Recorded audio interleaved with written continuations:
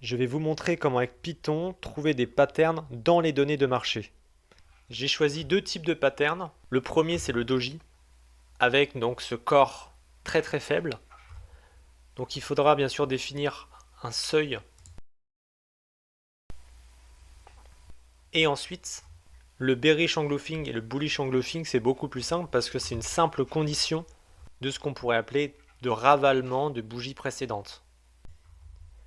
Donc pour les conditions, donc là on a C c'est close, donc c'est la fermeture de la bougie, et O c'est open. Pour calculer le seuil du doji, le seuil haut et le seuil bas, on va se fier à l'ouverture. On va prendre l'ouverture et ensuite pour le seuil haut, on va lui ajouter 0,1% supérieur. On va faire l'ouverture fois 0,001. Donc en fait, ça va nous donner, c'est symbolisé par cette barre, le seuil haut. Et pour le bas, alors on va faire l'ouverture moins l'ouverture fois 0,001. À ce moment-là, on va voir les deux seuils bas et haut. Il faut donc que la clôture soit entre le seuil haut et le seuil bas. Si ça dépasse, à ce moment-là, ce n'est pas un doji. Donc le doji, c'est l'ensemble de ces deux conditions-là. Pour le bearish et le bullish engulfing, la condition déjà, c'est que la première bougie soit haussière. Donc ça, c'est très simple à faire. Clôture supérieure à l'ouverture.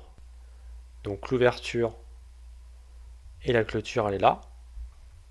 Et ensuite, la bougie suivante doit déjà être baissière. Et sa clôture en dessous doit être inférieure à l'ouverture de la première. Pour le bullish engulfing, c'est exactement la même chose, mais dans le sens inverse. C'est-à-dire que là, le supérieur devient inférieur, là également, et là également. On va récupérer les données dans Y Finance du Nasdaq en intervalle 5 minutes sur les 3 derniers jours. Ensuite, on va faire deux listes, l'ouverture, la clôture, et on va aussi faire deux listes, l'ouverture, la clôture pour les bougies précédentes. On utilise Shift 1 pour pousser la liste d'un vers le bas, ce qui nous permettra de trier et de comparer la bougie précédente avec la bougie actuelle. Là, on peut voir ici, on a poussé vers le bas. Comme ça, si on compare la deuxième ligne, on compare la bougie actuelle avec la bougie précédente. Ensuite, on crée un masque, la condition du doji, et ça va nous permettre de récupérer uniquement les données des doji. Ensuite, on va l'afficher, on va ajouter un marqueur sur ces données-là, précisément, les données des doji. Et donc on va voir ça, on va zoomer un petit peu. Voilà, on voit bien un doji, deux doji. Ça, ok, ça c'est bon, c'est un doji, un autre doji. Donc c'est bon, on a bien repéré les doji. Maintenant pour les bullish et les bearish engulfing, là on va faire uniquement les bullish engulfing. On a donc ces bougies précédentes. Et attention, là les bougies précédentes, c'est O2, C2. Contrairement à l'exemple dans l'introduction où la bougie précédente était C1. Donc c'est plus comme ça 1 puis 2. Mais c'est par contre maintenant 2 puis 1. Maintenant on va faire le masque du bullish engulfing. Donc à ce moment-là, C2 doit être inférieur à O2, donc pour trouver une bougie baissière. Et C1 doit être supérieur à O1 et C1 doit être supérieur à O2.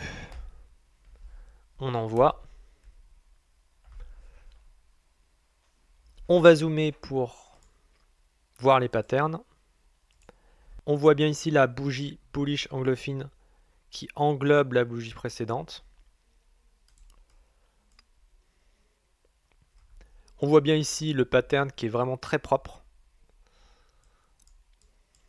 Exactement la même chose là, c'est vraiment très propre.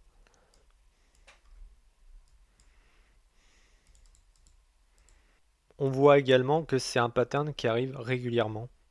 Donc là, ce qu'on a fait de la collecte de données et de l'analyse de données, mais on n'a absolument pas fait un backtesting, c'est-à-dire tester une stratégie sur les marchés avec des entrées-sorties de position. J'ai commencé une série de vidéos à ce propos. Vous pouvez la voir sur ma chaîne, elle s'appelle Backtest avec Python, de débutant à expert. Si vous avez d'autres idées de patterns que je pourrais tester, n'hésitez pas à me les donner en commentaire et à me dire ce que vous avez pensé de cette vidéo. N'hésitez pas à vous abonner et à liker. À très vite.